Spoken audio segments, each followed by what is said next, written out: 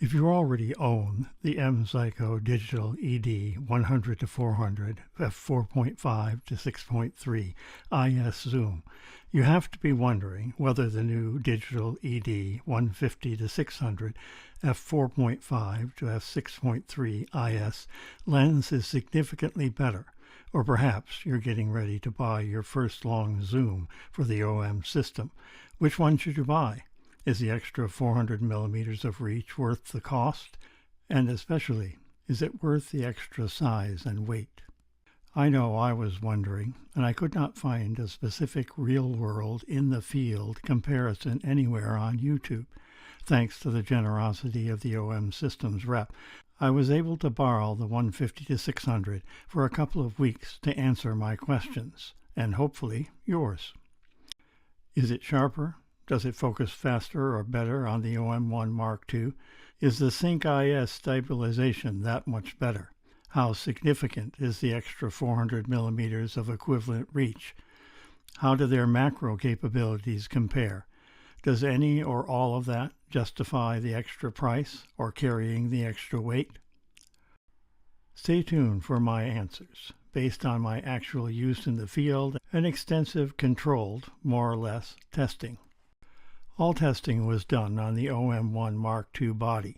I shoot in program and JPEG, using a set of modifications I've developed for bird photography, which means, among other things, that I rely on my lenses being sharp at maximum aperture, since that's what I'm shooting at most all the time. For controlled situations, I enlisted my bird models with real bird feathers to see how well feather detail was rendered. So let's start with image detail. Is the new 150-600 sharper? I could show you my comparison shots, but on a YouTube video you would not really be able to see the subtle differences in detail rendered. Here's what I did.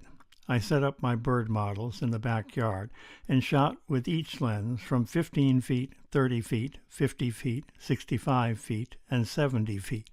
I also moved the models to a spot where I could shoot from 111 feet. I used the 100-400 at its 800 millimeter equivalent, and the 150-600 at both 800 millimeters and 1200 millimeters. I took a burst of shots, handheld, with stabilization on, just as I would if the models were real birds. I then processed all the files in Photomator, using the same preset I have developed for the 100-400. And finally cropped the images to the same scale and laid them up side by side so I could compare. Here's an example of a comparison panel.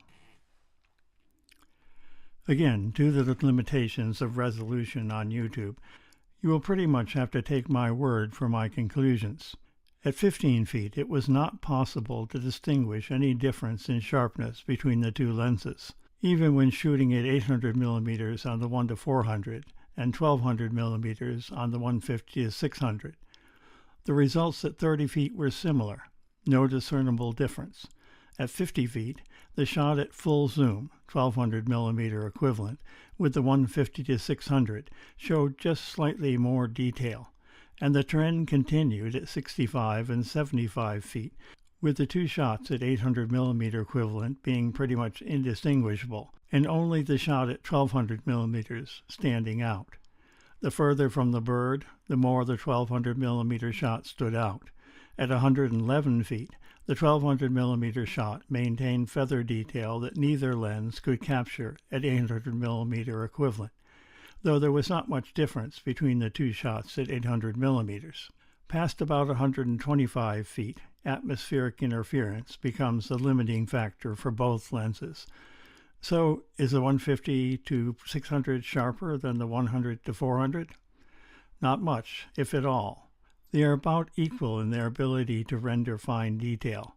However, as distances increase, the extra 400 millimeters of reach on the 150-600 will get you detail that you simply could not capture from those distances with the 100-400.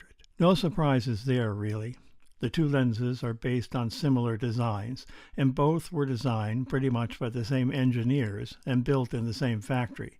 If the 100-400 is sharp enough for you, you won't be disappointed with the 150-600.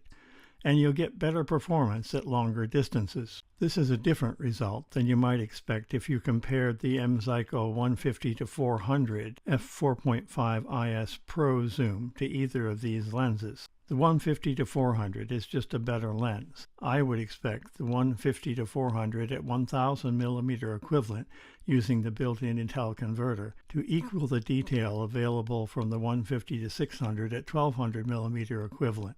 But, of course, with a smaller bird in the frame, covering less pixels, and requiring more cropping for an equal-sized bird in the frame.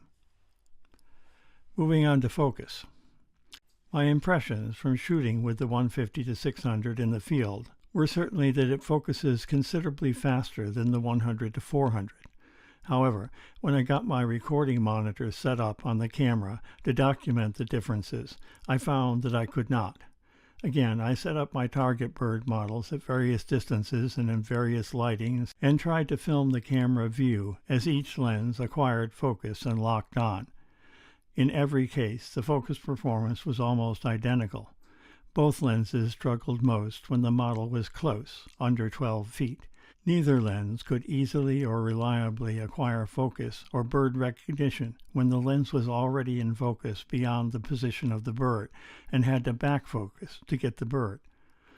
The 150-600 would sometimes jump to focus after many attempts. The 100-400 just refused to focus while anything behind the bird was in focus. To be fair, the performance of the 150-600 in this situation, when the lens was zoomed out all the way to 1200 millimeter equivalent and the bird filled almost the full frame, was much better, fast and accurate. Switching to a small focus area in the center of the view allowed both lenses to focus on the bird. This situation is the most difficult task for any autofocus system. Still, at the end of my testing, I would have to say that both of these lenses focus well and quickly in most situations, and if you're using the 150-600 at full zoom, it does focus more quickly in difficult conditions, primarily because the subject fills more of the frame. How about stabilization? I found that I had to move the monitor recorder off from the camera and place it on a stand to film any kind of demonstration video of the stabilization effects, as the added weight and change in balance of the monitor made hand-holding just that much more difficult. When viewing the video clips, remember that with the 100-400, the lens is doing most of the work, so stabilization is always active. With the 150-600, the body and the lens share the stabilization task, so half-pressing the shutter release will make more of a difference as you see the Sync IS kick in.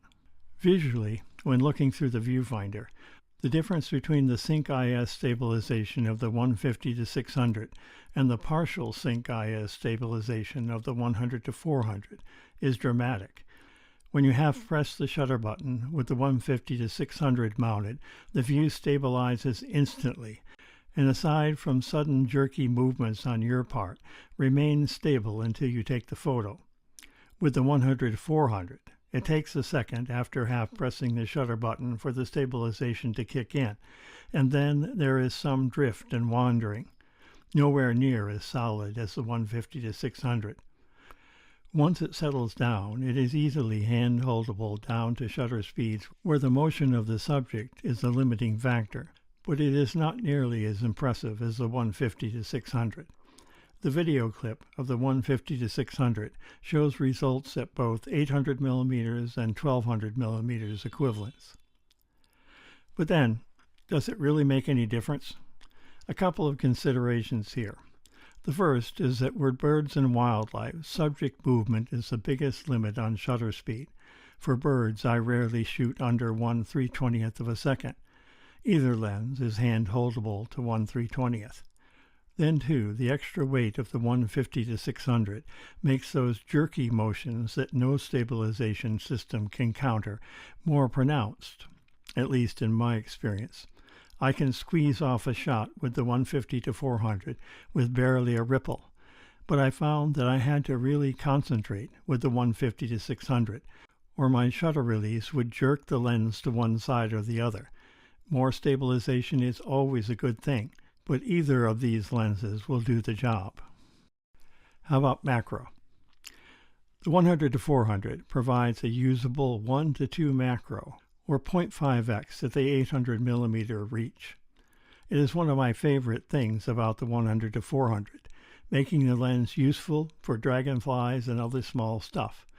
Add in-camera focus stacking, and your casual macro needs are pretty much covered.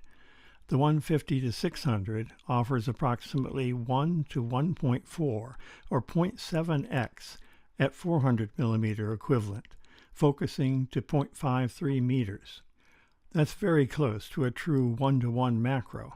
Of course, using a huge lens like the 150-600 as a macro in the field is a major challenge, but it can be done. And again, you have in-camera focus stacking to sweeten the deal.